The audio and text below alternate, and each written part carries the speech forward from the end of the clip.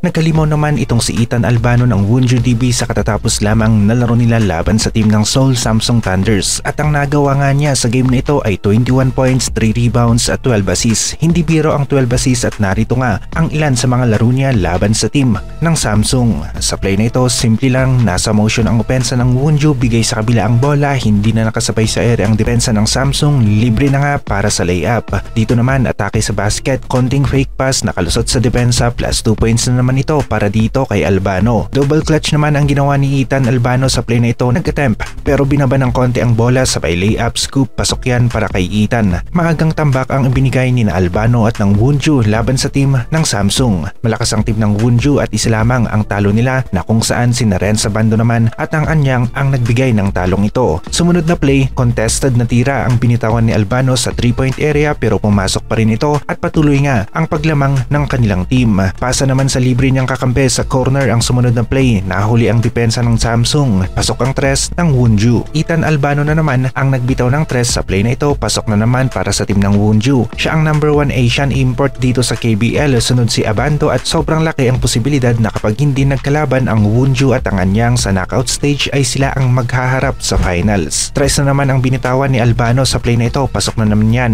Nasundan pa ito ng magandang play behind the back pass, napakagandang assist ito para dito kay Ethan. Natapos ang laro sa score na 102-73, panalo na naman ang Wonju. Punong-puno naman ang schedule ng Hiroshima Dragonflies sa Disyembre at inaasahan ng nakararami na babalik na nga itong si Kai Sotto sa paglalaro ng basketball. Halos mahigit sa 3 months nga rin ang naging pahinga ni Kai Sotto at kailangan niya rin talaga ito nang sa ganon ay makarecover siya sa kanyang injury. Naging aktibo pa rin naman si Kai para sa team ng Hiroshima Dragonflies at tumulong ito sa paraan na kaya niya habang hindi pa nga ito naglalaro at nasa bench. Sumusuporta siya sa kanyang team at sa ngayon, ito pa nga lang ang kaya niyang gawin. Focus tayo sa kung ano ang takbo ng karera ni Kai ngayon at kung ano yung mga nagawa niya. Huli nating nakita si Kai Sotto na naglaro sa isang official basketball game at ito ay noong FIBA World Cup pa nga laban sa team ng China at nagkaroon siya ng 12 points, 6 rebounds, 1 assist sa game na ito. Mahigit 3 months nga rin na walang Kai Sotto sa isang official basketball game kaya naman maraming katanungan mula sa mga fans ang nagsisilabasan kagaya na lamang ng bakit nga ba mahaba ang recovery time ni Kai Sotto. May tinatago kaya ang kanyang kampo at isa lamang yan sa nakita natin na palaging natatanong ng mga fans sa comment section. Kita naman natin yung career high ni Kai Sotto dito sa Japan B-League last season at may impact ito sa team ng Hiroshima Dragonflies kapag naglalaro nga siya. Highest point na nagawa ni Kai Sotto sa isang game ay 21 points. Pinakamataas na block na nagawa niya ay 4. Sa rebound naman ay 12,